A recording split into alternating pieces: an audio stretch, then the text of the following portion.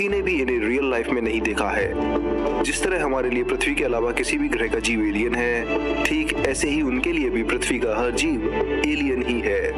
पर लाखों साल के मानव इतिहास में हमने आज तक कोई बाहरी जीव नहीं देखा है, ना ही हमें कभी उनके आने की आहट या कोई सिग्नल मिला है।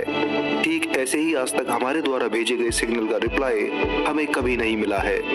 तो ऐसे में हमें लगता है कि इस विशाल ब्रह्मांड में केवल पृथ्वी ही एकमात्र ऐसा ग्रह है जहां पर जीवन है और बाकी पूरे ब्रह्मांड में कोई दूसरी सभ्यता या प्राणी रहता ही नहीं है। अब तक के देखे गए ऑब्जर्वेबल यूनिवर्स में 200 अरब आकाशगंगाएं हैं और सभी आकाशगंगा यानी गैलेक्सी में कम से कम 10,000 करोड़ तारे हैं।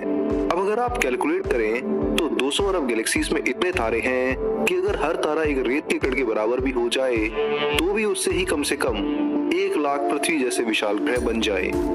इसी से आप इन तारों की संख्या का अनुमान लगा सकते हो।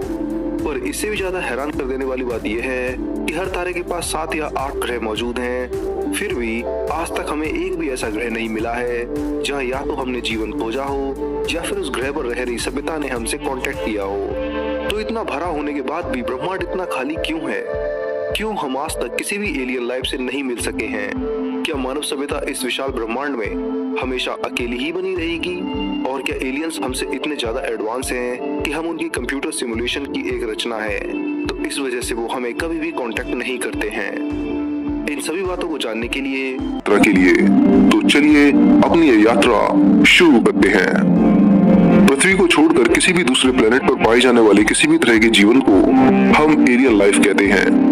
अगर किसी दूसरे ग्रह में एक छोटा सा बैक्टीरिया भी पनप रहा है तो उसे भी हम एलियन ही कहेंगे। अगर हम खुद अपने सोलर सिस्टम की बात करें तो यहाँ पर पृथ्वी के अलावा किसी और प्लेनेट पर जीवन पॉसिबल नहीं है। पर कुछ मून्स ऐसे भी हैं जहाँ आज नहीं तो भविष्य में जीवन पनप सकता है, जैसे कि टाइटन, यूरोपा। यहाँ पर साइंटिस्ट को लगता है कि लाइफ हो सकती है।